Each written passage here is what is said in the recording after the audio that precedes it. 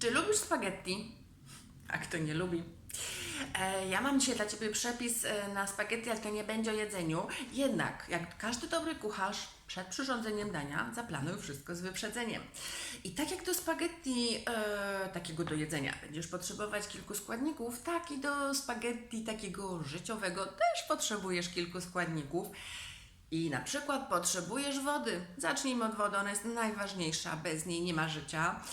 Ona stanowi 60 albo nawet 70% naszego ciała, a odpowiednie nawodnienie, jeżeli pijesz wystarczająco dużo, może pobudzić Twój umysł nawet o 30% lepszą wydajność spowodować, więc bez wody się nie da, tak samo jak sosu do spaghetti ze zbyt małą ilością wody się nie da dobrego przyrządzić. Co poza tym? Oprócz tego potrzebujesz soli. Sól nadaje spaghetti smak. Bez niego jest niedobre. A odpowiednikiem soli w tym naszym życiowym spaghetti jest dopamina. Dopamina wydziela się, kiedy robisz jakiś dobry uczynek. To może być coś większego, ale to może być coś, co dla Ciebie jest na przykład jakiś nic wielkiego, coś trywialnego, ale wtedy największy wyrzut dopaminy w organizmie następuje, kiedy coś takiego dobrego komuś zrobimy. Potrzebujesz też troszkę masła do smaku. Odpowiednikiem masła są endorfiny. Endorfiny się wydzielają, kiedy ćwiczysz, wprawiasz jakiś sport.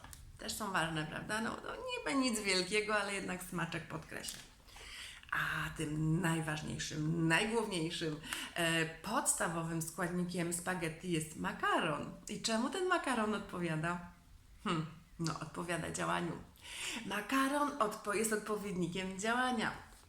I teraz się podeprę książką, z której ten przepis zaczerpnęłam.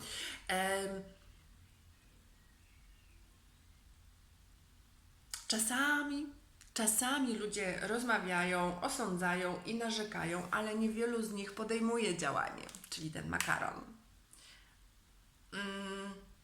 Niektórzy też sprzedają swoje marzenia za bezcen. No cóż, co prawda kanapa jest wygodna, ale zbyt dużo wygody zabija Ciebie i Twoje marzenia. Marzenia, czy cele, czy Twoje projekty. Działania na przykład pobudka wcześnie rano. Ja wiem, nie każdy lubi wcześniej wstawać, ale chodzi o to, żeby to było ustrukturyzowane. Żeby wstawać rano, mieć jakiś plan i to swoje życie organizować, ten swój dzień przynajmniej. Działanie to jest też dawanie z siebie wszystkiego w pracy zawodowej, nawet wtedy, gdy otrzymujemy zbyt niskie wynagrodzenie. Znaczy tutaj z tym nie należy przesadzać, myślę, bo ja jestem takim przykładem, który tak właśnie robił i to nie do końca jest dobre długoterminowo, ale przez jakiś czas absolutnie tak. I działanie to jest podjęcie jakichś kroków zamiast narzekania, a więc zamknij się i działaj. Tak pisze autor tej książki. Wszystko zależy od Ciebie. I teraz zdanie, które naprawdę warto zapisać i zapamiętać. Jeśli powiedziano Ci, że kucharz nie ma wpływu na przepis, to zostałeś oszukany. Powtórzę jeszcze raz. Jeśli powiedziano Ci, że kucharz nie ma wpływu na przepis, to zostałeś oszukany. Nie daj się oszukać. Masz wpływ. Wszystko zależy od Ciebie. Jeszcze na koniec przytoczę Ci króciutką historyjkę z tej książki. Pewien rolnik wyszedł do ogrodu i stanął w słońcu. Podeszła do niego żona i zapytała, co robi. Czekam na moje plony, odparł. Ale przecież nawet nie zaorałeś ziemi, ani nie posiałeś nasion, zauważyła. Nieważne, i tak urosną. Myślisz, że urosną?